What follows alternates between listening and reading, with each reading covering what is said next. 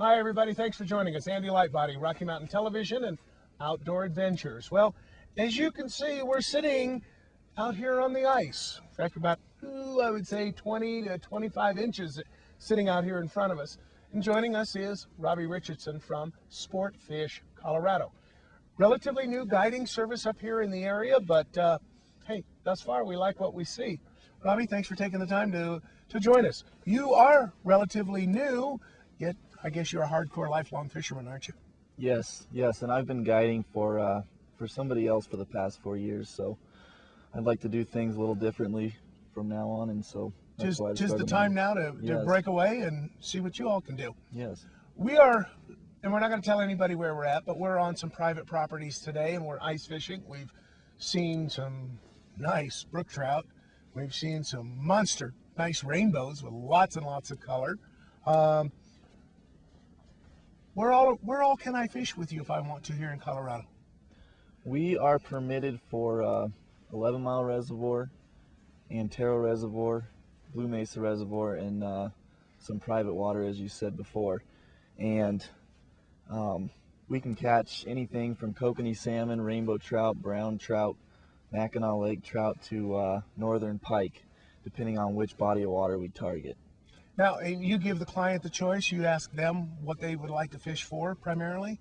Yeah, and it's fairly regional, depending on, where the client is from. I mean, let's hope we're not going to catch too many pike out of the Blue Mesa Reservoir. Somebody's going to have a knip fit. But so obviously that would be at another body of water primarily. Yes, 11 Mile Reservoir is where we usually target the pike. Okay. And tell us a little bit about your operation. People are interested in going fishing with you.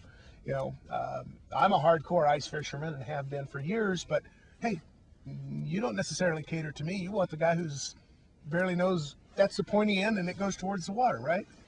Yeah, well, we service all skill levels, from the beginner to the hardcore ice fisherman. I myself love to spend as much time on the water as I can, and so I would consider myself a hardcore angler, but at the same time, I started somewhere with no skills. We all did. And, no experience. So we cater to all levels, whether you just want to learn new information about how to ice fish, or if you want to chase a certain species or a certain trophy that's been on your list for years and years. That you're looking for. Now, you provide all of the equipment too. I mean, basically, we were talking off camera, and I said, what you need to do is show up, have warm clothes, a good attitude, and you can pretty much take care of the rest outside of bring your own lunch or a cup of coffee if you're getting thirsty. Yep. Yes, we have several brands that we prefer are sponsored or supported by, and we use all Fravel ice huts, Strike Master augers. We have Lowrance fish finders. We use Shimano reels and St. Croix rods. We even have all the heaters and propane that you'll need to stay warm inside the huts. I know my 16-year-old twins came up and seemed to really appreciate the fact that they could crawl into the ice hut, put it up over top of them, turn the heater on, and still enjoy. Yeah, it's a lot of times people have a misconception about ice fishing, that it's cold and miserable and you don't catch much, but really some of the best action of the year, and this during spring ice, some of the best weather of the year. Yeah. You just can't beat it. And when you got the right equipment and technology, you can be comfortable and catching a lot of fish, which a lot of people don't know about. Yeah, and like you said, you've got the Strike Master auger, so we've got a nice big, that's a 10-inch hole? Yep, 10-inch hole. And we've already caught some nice fish this morning. Yeah. Thanks to you and putting us in the right spot. And what do you suggest for everybody if they haven't done ice fishing before? I mean, layer up, obviously, some warm boots because your feet are going to be on the snow most of the time, or the ice. Outside of that, listen to you maybe. Yeah. Layers are definitely important as far as your clothing. You want to make sure that you have a wicking layer.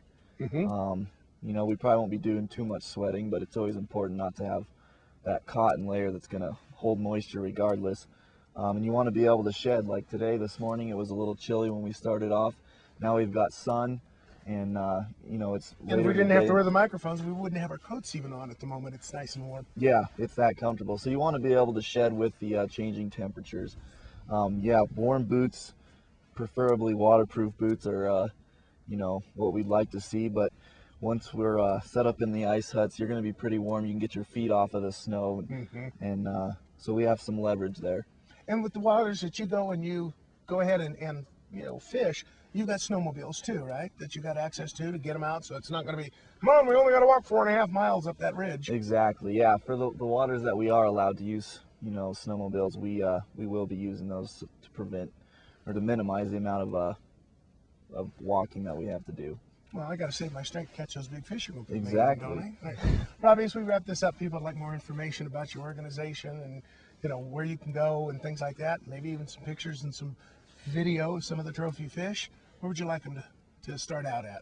You can, our website, SportFishCO.mov, is going to have pictures, rates, different trip packages, specials that we offer with certain lodging and RV parks around the area, and much, much more. Current fishing reports. You can check it all out on SportFishCO.mov. If you have any other questions, you can contact us at 719-649-3378. And they can even get online and actually start booking the trip through that website. Is that correct? Correct. Okay. So that saves some time and trouble. If they're in Minnesota or Tennessee someplace and it's midnight, you don't necessarily want a phone call in the middle of the night. So get online and start booking your trip through that way as well, right? Yes, and we have a calendar set up so that you can see, you know, available dates and, you know, plan before you even give us a call or make any notion to book a trip. Outstanding. Well, thus far, we've seen very professional attitude. We know that he knows how to catch fish. A few of us have also caught a few and put them on the ice and put a few of them back in the water. But, hey, some of the species you can take home and eat. They're awful good eating. Remember, next time you want to book an ice fishing trip, winky, winky, you may want to give him a call. Thanks for joining us, everybody. I'm Andy Lightbody in this edition of Outdoor Adventures for Rocky Mountain Television.